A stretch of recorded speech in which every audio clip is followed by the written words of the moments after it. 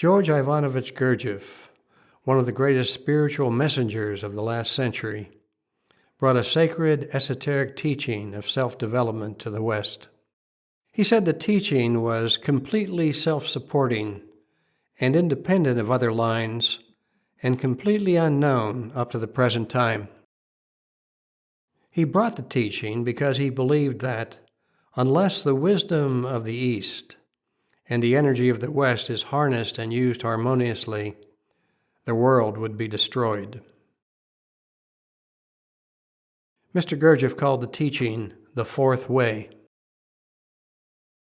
There are three classical ways of spiritual development: the way of the body, the way of the heart, and the way of the mind.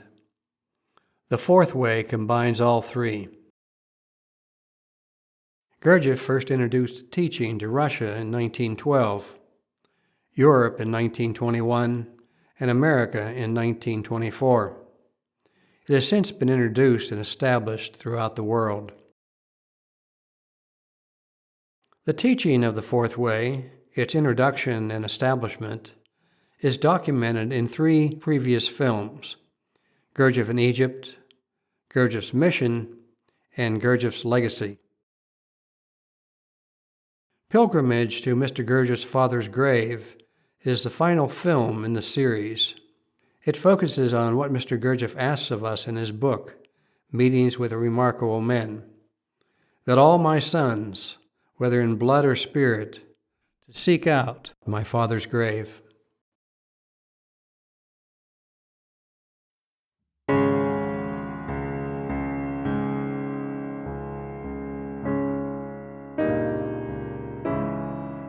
A remarkable man, Mr. Gurdjieff writes, is one who stands out from those around him by the resourcefulness of his mind, and who knows how to be restrained in the manifestations which proceed from his nature, at the same time conducting himself justly and tolerantly towards the weaknesses of others. Mr. Gurdjieff loved and respected his father deeply.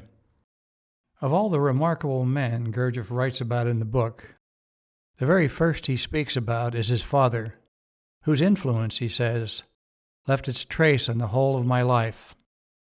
His father, an amateur poet and bard, was well known throughout Transcaucasia as Ashok Adash. As his young son grew up, he filled him with poetic images and high ideals, reciting by heart the ancient legends of Gilgamesh, the flood before the flood, and the 1001 Nights.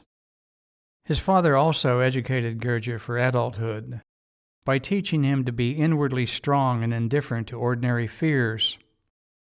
In the frosty early mornings, for example, his father would force Gurdjieff to get up and go outside and splash himself with cold water and then run around naked.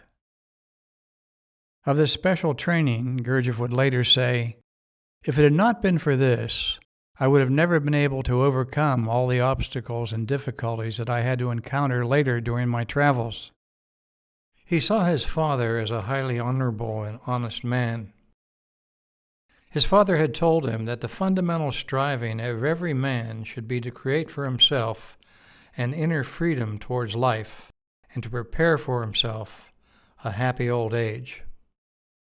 Gurdjieff closes the 17-page chapter, My Father, by writing, "Owing to circumstances of my life not dependent on me, I have not personally seen the grave where the body of my dear father lies, and it is unlikely that I will ever be able, in the future, to visit his grave. I therefore, in concluding this chapter devoted to my father, bid any of my sons, whether by blood or in spirit, to seek out, when he has the possibility, this solitary grave, abandoned by force of circumstances, ensuing chiefly from that human scourge called the herd instinct, and there to set up a stone with the inscription, I am thou, thou art I. He is ours, we both are his, so may all be for our neighbor."